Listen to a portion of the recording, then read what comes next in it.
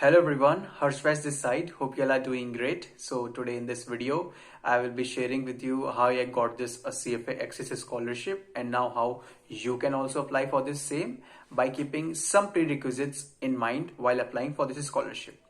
So I hope it is very clear to you that we have to write a letter to the CFA Institute citing the appropriate reasons as to why we are the correct candidate to whom this scholarship should be given. So I will be sharing with you the 3-4 pointers which you need to keep in mind while drafting that letter to the CFA Institute. So the first one is that you need to be very clear as to why you do want to do this CFA course. So you may from a commerce background or from a non-commerce background, it doesn't matter much. But in my case, I can tell you that I am a CA final student, so my background is definitely a commerce background, and moreover, I have also done the CFA Investment Foundations program, which you can find on the CFA Institute's website, and it is actually free of cost, and it gives a free glimpse of what is the CFA course all about. So it can be a plus pointer for you if you are from a commerce background or you have done the CFA Investment Foundations program. So the next point is that you need to mention that after becoming a CFA charter holder, what all you are expecting this CFA degree to give you. So in my example, I have written that where I see myself 5 to 10 years down the line after qualifying as a CFA charter holders. Like you want to be a good very portfolio manager, or you can be a very good want to be a very good fund manager, or you even want to set up your equity research firm.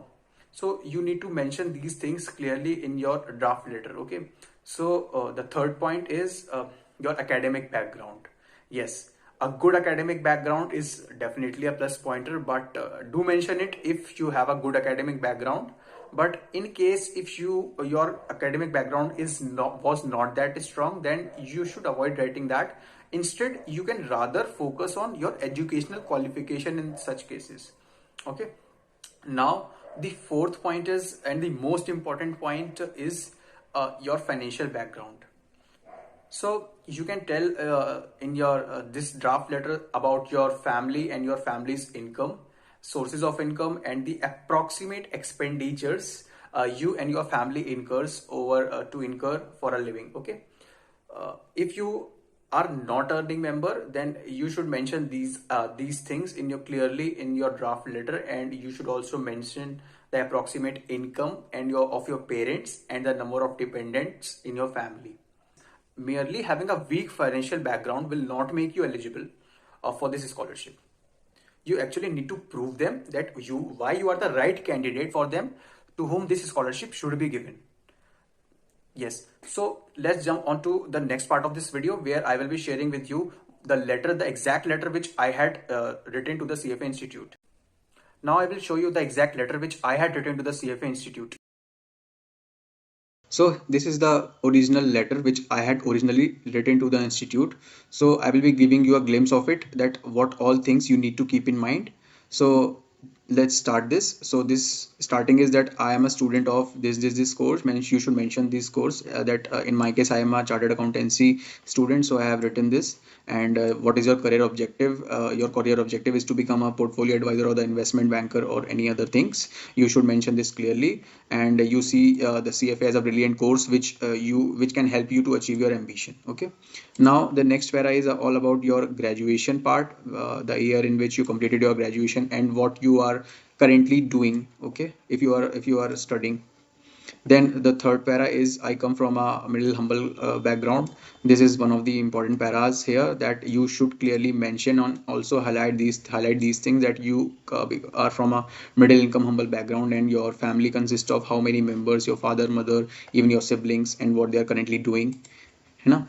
Then the fourth para is all about your academic background. I could say these fourth and fifth paras. So if you were good at academics part and other extracurricular activities which are closely connected with this your potential, so you can write these things. It is a very definitely a plus pointer for you. Now the next para is your family's source of income. Okay, so you can mention these things, but remember that you should mention all these things in the approximate dollars, and you should mention that what all family members are there which are still financially dependent upon your father or you or your parents. Next para is all about your interest towards the CFA curriculum and what made you interested to do this CFA investment CFA course. Okay, so your interest, for example, I have written my interest towards CFA curriculum made me also pursue the CFA investment foundations program. So it is definitely a plus pointer for you if you do this CFA investment foundations program, but I can tell you that this is not a mandatory point. Okay, so also you can mention other certifications or courses which you have done, like this NISM. Many people do NISM certifications, so it is also one of the good points that you can showcase that you are actually interested in the field of finance. Okay, so the next para is the conclusion para, where I have written that hence I request you to consider my application and help me to take the first step towards the CFA program. Okay, thank you for your valuable time to review my application. Yours sincerely, your name. So this is the hope this gives you a holistic view of what to write and how to write a CFA draft letter, scholarship letter. So do remember that only 250 word limit is allowed, so you should not exceed the word limit. So hope this video was some help to you, and do register for this scholarship if you are needing the same. The registrations will start from 17th of January 2023 to 14th of February 2023. Do let me know in the comment section if you need any sort of clarification, and I will be happy to answer them as soon as I can. And do comment down if you get this scholarship afterwards, and share it with your friends, whosoever is planning to enroll for this scholarship. Till then, stay connected, and do hit the like button and subscribe to my channel if this video was some use to you. Thanks.